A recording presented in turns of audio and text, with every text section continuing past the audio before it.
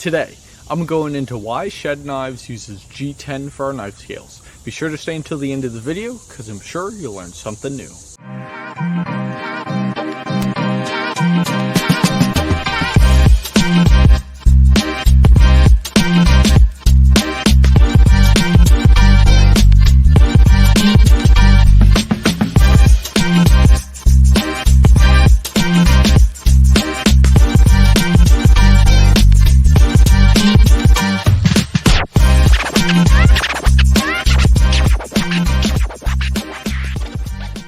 Alright, what's up everybody? My name is Jack Billing, CEO and founder of Shed Knives. And like I said, I'll be going into why Shed Knives uses G10 for all of our knife scales. So, before I get into that, I just want to give a quick message to all of my regular viewers. You guys are probably wondering, where'd Jack go? He hasn't posted for 2 days. Where did Jack go? Did he fall off the face of the earth? No, I'm here. The reason why I was gone is because my best friend Sam, who you may know from Blade Show, or you may have seen him at the beginning of Shed Knives. Sam helped me build this thing.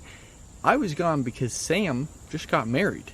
So I had the honor of being Sam's best man over the weekend, and I really wanted to just dedicate the time to Sam, to his new wife's family, learn about them, talk to them, and really just be there for them in this next step of their life. So I wanted to take the time for that, and social media is great. I get to connect with all of you, but just taking a little pause is something you need here and there. But now that the party's over, I'm back to knife content, knife videos, resources, photos, and being able to talk to you just like this. So I'm back. Congratulations to Sam, but here we are. So let's get into the video. All right, so point number one is durability.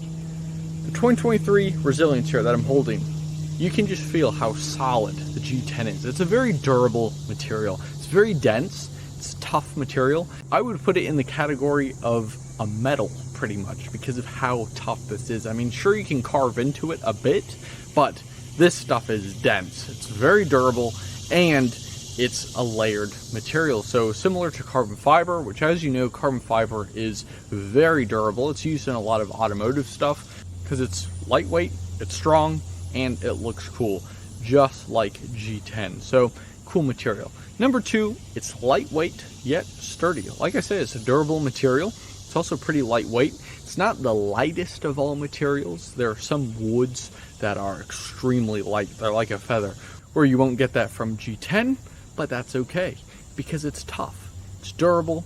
It does have lightweight advantages to it. You can see this knife is pretty thick. It's a beast, all right? And this is one of the smaller blades too, but it's still light. It's got nice weight to it, don't get me wrong, but it's really because of that blank. But the G10, man, it's tough. It's got a great feel, which brings me into number three. Point number three is grip. Shed Knives has a very unique process in the texturing of G10. Like I said, G10, it's a fiberglass based material, which is layered similar to carbon fiber. I use that to my advantage because I'm exposing different layers of the G10, where most companies use CNC machines, which is great because it gets a ton of scales done and they're all the same, but the texture is slightly different because they generally finish their scales, where this is technically unfinished. It doesn't have any coatings on it, so it's got a really nice feel. And how I texture, I use a 36 grit belt sander. If you didn't see that video, I'll put a link at the top. You can see that little pop-up there. But it's super cool how that texture works. It gives enough texture for you to hold on to, and you won't lose your knife, but it also is smooth enough where you won't get splinters from the fiberglass, because, like I said, it's fiberglass. Fiberglass can leave splinters. So that's why I choose 36 grit belts, because of how it leaves that nice grip. Number four, moisture resistance. If you didn't know, G10 doesn't absorb water. Maybe on the surface a little bit, but that's because it's unfinished. So other than that, it won't soak.